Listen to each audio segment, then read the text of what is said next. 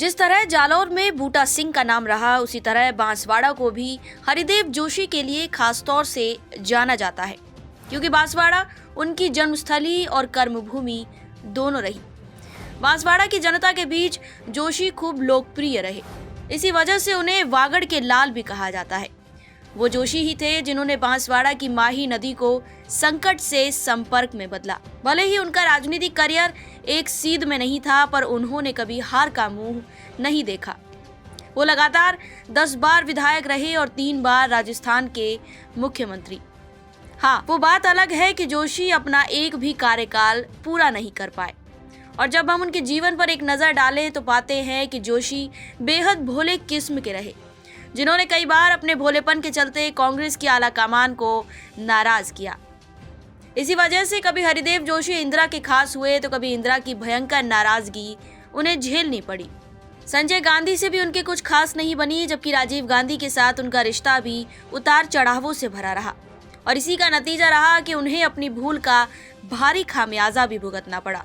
आज हम हरिदेव जोशी के 3 बार मुख्यमंत्री बनने की कहानी जानेंगे, जो न केवल राजस्थान में उस समय की राजनीति का बखान करती है, बल्कि कांग्रेस के काम करने के तरीके की भी पोल खोलती नजर आती है। हरिदेव जोशी राजनीति के कोई नए खिलाड़ी नहीं थे। उन्होंने भारत की आज़ादी में भी बढ़ चढ़कर भाग लिया था, जिसकी वजह से उन्हें ब्रिटिश हुकूमत ने देश निकाला तक दे दिया था। दरअसल जब जोशी ने राष्ट्रपिता महात्मा गांधी और पूर्व प्रधानमंत्री जवाहरलाल नेहरू के आह्वान पर आज़ादी की लड़ाई के लिए संघर्ष शुरू किया, तो उन्होंने सबसे पहले डूंगरपुर प्रजामंडल को संगठित करने में अहम भूमिका निभाई थी।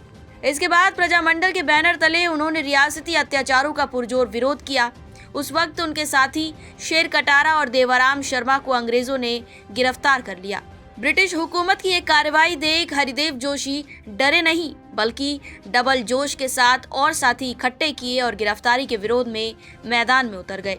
अंग्रेजों ने जोशी पर भी कड़ा एक्शन लिया और गिरफ्तार कर डूंगरपुर के देवल किले में नजरबंद कर दिया। जोशी साल 1942 के भारत छोड़ो आंदोलन का भी हिस्सा थे, जिसमें उन्होंने आदिवासी समाज को जागरूक करने के लिए बड़े अभियान चलाए थे। जोशी के इतने बड़े योगदान के लिए उन्हें राजस्थान की राजनीति में स्थान मिलना जग जाहिर था। 1950 में वे नए बने राजस्थान सूबे के प्रदेश महासचिव बन गए। फिर जब सूबे में पहले चुनाव हुए तो हरिदेव डूंगरपुर सीट से खड़े हुए और इसमें भी उन्हें जीत हासिल हुई। जोशी की जीत इसलिए भी खास थी क्योंकि इसके अगले 50 सालों तक उन्हें विधायक के पद से कोई नहीं हटा सका, या यूं कहें कि बांसवाड़ा, डूंगरपुर और घाटोल की जनता की वो पहली पसंद रहे। बता दें कि हरिदेव जोशी ने पहली बार 1952 में डूंगरपुर से, 1957 और 1962 में बांसवाड़ा जिले के घाटोल विधानसभा क्षेत्र से और 1967 से 1993 तक लगातार बांसवाड़ा सीट से एमएलए का चुनाव लड़ा था। पर 10 विधानसभाओं में जीत हासिल करने वाले जोशी की किस्मत सीएम बनने के मामले में थोड़ी डावाडोल रही, क्योंकि वो 3 बार सीएम तो बने, लेकिन एक बार भी अपना कार्यकाल पूरा नहीं कर पाए। इसके पीछे भी बड़ी दिलचस्प कहानी है, जिसके बारे में बहुत कम लोग जानते हैं। जोशी को सीएम बनने का पहला मौका तब मिला जब सुखाड़िया के जाने के बाद साल 1971 में बरकतुल्ला खान उर्फ प्यारे मियाँ सीएम बने, क्योंकि 1973 में हार्ट अटैक के चलते बरकतुल्ला का निधन हो गया और उस समय सबसे सीनियर नेताओं की लिस्ट में हरिदेव जोशी का नाम था।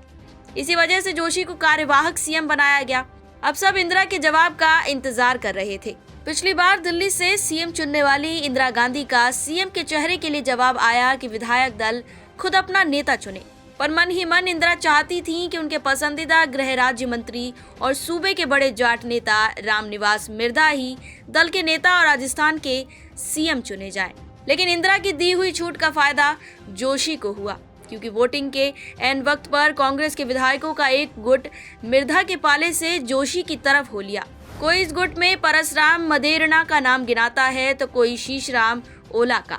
गुट जो भी हो, पर फायदा जोशी को हुआ था। इस तरह 13 वोटों से जोशी विधायक दल के नेता चुने गए। कहते हैं कि इसके बाद जोशी इंदिरा को खुश करने के लिए दौड़े दौड़े दिल्ली पहुंचे थे और उनसे आशीर्वाद भी लिया था, जिसके बाद इंदिरा का दिल पसीज गया और जोशी को उन्होंने सीएम के रूप में स्वीकार कर लिया। दरअसल 1969 के राष्ट्रपति चुनाव के समय जोशी ने इंदिरा पर आपत्तिजनक टिप्पणी की थी, जिसके चलते इंदिरा उनसे नाराज चल रही थी। जैसे ही हरिदेव जोशी मुख्यमंत्री बने, उन्होंने सबसे पहले बांसवाड़ा की माही नदी पर कई पुल बनवाए ताकि हर बार की तरह बरसात के मौसम में यह क्षेत्र सूबे से न कट जाए। जोशी इस दौरान 1977 तक सीएम रहे, यानी 4 साल तक।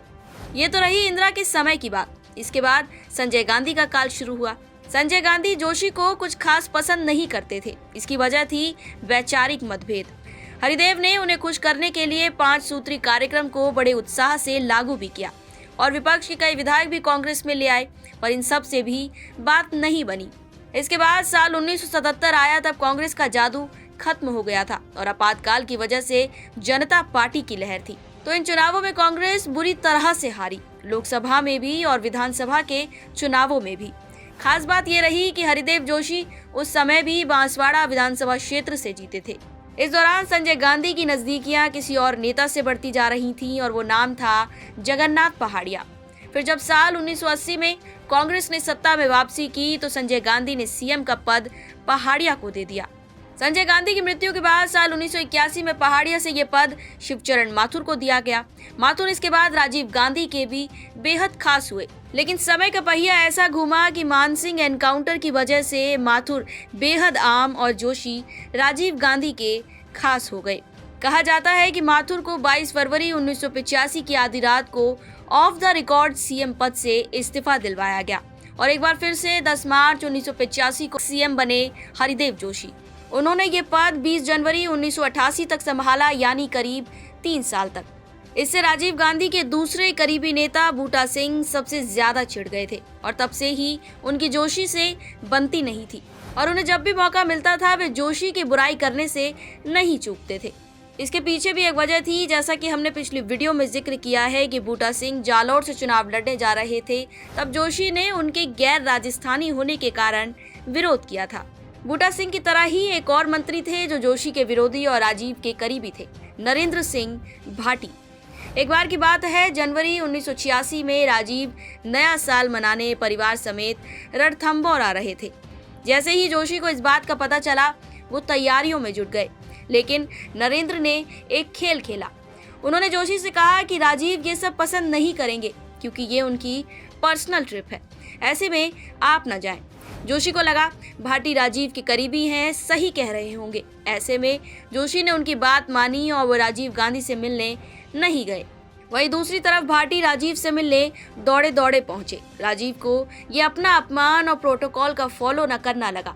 वे जोशी से बेहद नाराज हो गए, पर यह नाराजगी ज्यादा समय तक नहीं चल पाई, क्योंकि जब हरिदेव जोशी ने सारी बात राजीव गांधी को बताई तो अब नपने की बारी नरेंद्र सिंह भाटी की थी, क्योंकि भाटी मंत्रिमंडल से टाटा बाय बाय कर दिए गए।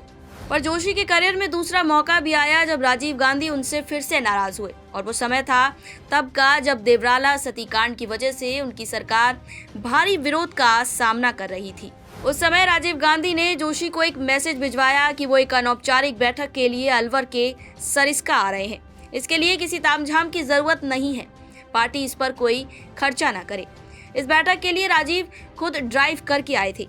अब जब जोशी की सरकार सतीकांड के कारण विपक्ष के भारी विरोध का सामना कर रही थी और उनकी सरकार खतरे में थी, तो उन्होंने सोचा कि राजीव गांधी को खुश करने का इससे अच्छा मौका नहीं हो सकता। उन्होंने अपनी पूरी सरकार को राजीव गांधी के स्वागत में लगा दिया। जब राजीव गांधी सरिस्का पहुंचे और उन्होंने ये तामझाम देखा तो उन्हें बहुत गुस्सा आया। जोशी ने राजीव गांधी के ऑर्डर फॉलो नहीं किए। कहते हैं कि राजीव गांधी ने इसके लिए जोशी की खूब फटकार लगाई थी और उनकी दी गई माला तक स्वीकार नहीं की थी। इसके बाद जब राजीव सरिस्का से दिल्ली पहुंचे तो उन्होंने वहां पहुंचकर जोशी के इस्तीफे का फरमान जारी करवाया। फिर इस पर जोशी ने भी इनकार नहीं किया, क्योंकि गलती तो उन्हीं की थी। इस तरह 18 जनवरी 1988 को जोशी ने सीएम पद से इस्तीफा दे दिया। फिर सीएम बने शिवचरण माथुर। एक तरह से देखें तो इसके बाद जोशी को राजस्थान की राजनीति से रिटायरमेंट देते हुए असम में राज्यपाल का पद सौंपा गया था। पर किसे पता था कि हरिदेव जोशी के भाग्य में अभी एक बार और मुख्यमंत्री बनना लिखा है। साल 1989 के लोकसभा चुनाव में कांग्रेस राजस्थान में अपना खाता ही नहीं खोल पाई। फिर क्या, प्रदेश अध्यक्ष अशोक गहलोत और सीएम माथुर का इस्तीफा दिलवाया गया। राजीव ने दोबारा जोशी को तलब किया और असम से राजस्थान आने का बुलावा भेजा। इस तरह 4 दिसंबर 1989 को हरिदेव जोशी तीसरी और आखिरी बार राजस्थान के मुख्यमंत्री चुने गए, वो भी महज 4 महीने के लिए। हरिदेव जोशी विधायक तो बड़े धूमधाम से बने, लेकिन सीएम की कुर्सी उन्हें हर बार संजोग से मिली और फिर टिकी भी कुछ साल और कुछ महीने ही। पर बांसवाड़ा की जनता ने उन्हें जो प्यार दिया वो हरिदेव जोशी के ही नसीब का था। पर आप क्या सोचते हैं कि हरिदेव जोशी ने बांसवाड़ा के विकास और उत्थान में किस तरह का योगदान दिया है? हमें अपनी राय कमेंट सेक्शन में जरूर बताएं। मैं हूं आपके साथ श्वेता चौहान और आप देख रहे थे पॉलिटिकल पंचायत।